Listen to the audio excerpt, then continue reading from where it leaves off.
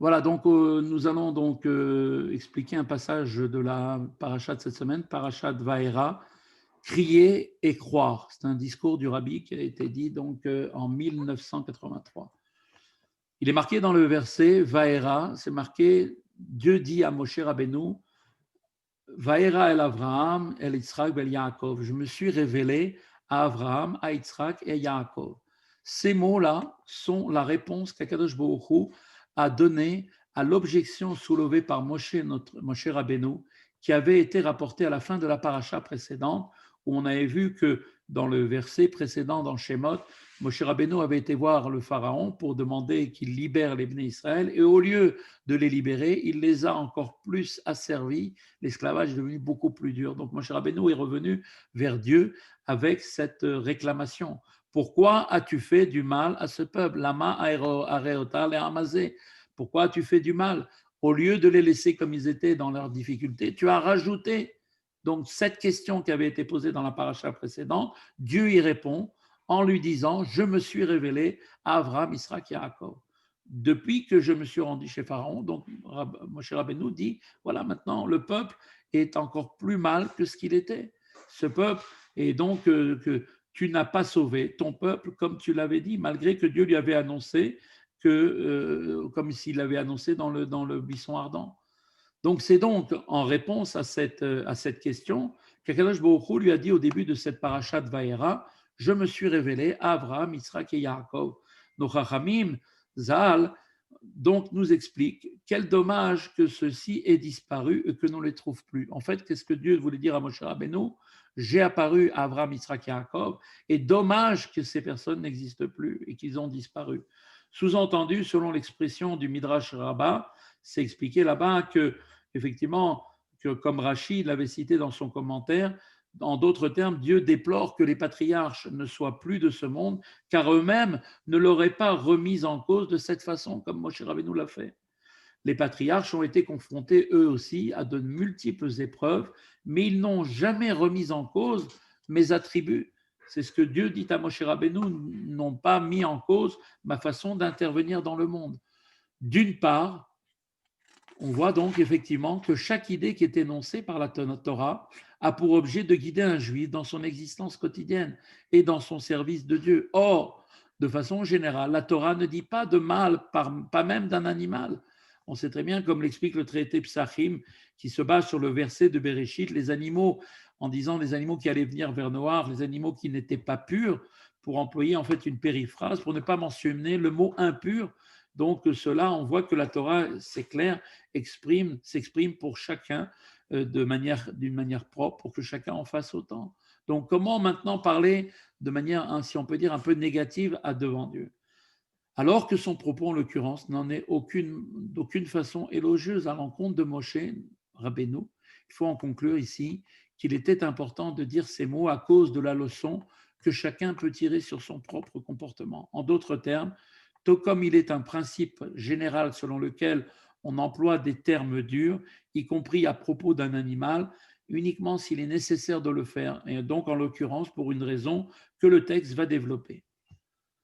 Moshe mérita d'obtenir la révélation de la présence divine. Donc, il a eu une vision précise, à la différence des prophètes des générations ultérieures. Il voyait Dieu directement, clairement. Et à n'en pas douter, il avait la connaissance de la manière d'agir des patriarches. Il savait très bien en particulier que ceux-ci ne remettaient pas en cause les attributs de Dieu. De plus, il possédait lui-même une élévation morale supérieure à celle des patriarches. Bien entendu, sa foi en Dieu et la droiture de ses voies étaient indéfectibles. Malgré tout cela, il s'écria à Dieu, pourquoi tu fais du mal à ce peuple? La Chassidoute explique en réalité, donc dans le Likutei Torah, que le niveau spirituel de Moshe était l'attribut de la découverte intellectuelle Chochma. Donc, de ce fait, c'est lui qui révéla la compréhension de la Torah au peuple juif. Alors que les patriarches, eux, correspondaient aux attributs du sentiment qui était Chesed, la bonté, et Gvura, la rigueur. Donc, la bonté, c'était Abraham, et la rigueur, c'était Yitzhak. Tiferet représentait Yaakov, et c'était la notion d'harmonie. Les sentiments ont une tendance naturelle à être soumis, alors que l'intellect, de par nature, veut comprendre. Donc, Moshe Rabbeinu étant lui-même du niveau de la compréhension, alors que les patriarches étaient plutôt du niveau des sentiments, se trouve dans une situation où il a besoin de comprendre. C'est la raison pour laquelle eux, les patriarches, n'ont jamais remis en cause les attributs de Dieu. En revanche, Moshe se dressa et il interrogea, il voulut comprendre. Pourquoi? Parce que la chorma, l'intellect lui-même, émanant du domaine de la sainteté, s'interroge et s'insurge en disant pourquoi tu fais du mal à ce peuple. Et de fait, rien ne justifie logiquement qu'il en soit ainsi. Tout ce qui vient d'être expliqué délivre effectivement pour nous un double enseignement. Il y a d'une part la réponse d'Akadosh Baruch Hu, selon laquelle même dans une telle détresse, on doit adopter l'attitude des patriarches et ne pas soulever d'objection.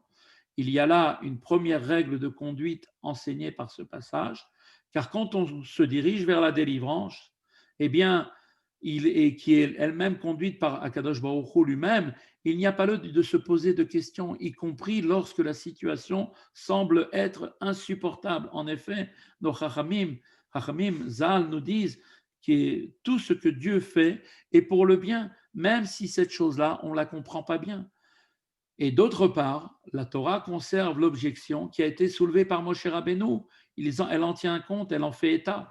Notre même Moshe Rabbeinu avait dit ce que celle-ci, effectivement, l'objection de Moshe délivre pour nous un enseignement éternel. Quel est cet enseignement? Eh bien, quand un juif se trouve en exil, à la fin de l'exil, en cette période du talon de Mashiach, alors que l'obscurité morale recouvre la terre au point que la confusion entre l'obscurité et la lumière, entre le bien et le mal soit totale, eh bien, il est effectivement nécessaire de cumuler ces deux états d'esprit opposés. D'une part, un juif doit raffermir sa foi en Akadosh Baruch Hu, être convaincu que tout est pour le bien, que c'est précisément cette obscurité qui nous conduit vers la délivrance, et d'autre part, c'est précisément la sagesse de Dieu qu'il possède qui le conduit à s'écrier pourquoi et jusqu'à quand. Donc il n'y a pas donc là une véritable remise en cause, c'est plus exactement la constatation d'une souffrance intolérable dont il est nécessaire de faire part à Dieu. Le cri que l'on pousse ne contredit pas la foi. L'intellect analyse une situation par les moyens dont il dispose et sa conclusion va prendre la forme de ce cri. Et ce cri est pourquoi as-tu fait du mal à ce peuple? Alors, Akadosh Baruch Hu lui-même veut qu'il en soit ainsi, que l'intellect réagisse de la manière dont il appréhende la réalité en fonction de sa propre perception. Pour autant, malgré tout, il ne faut pas s'en arrêter là.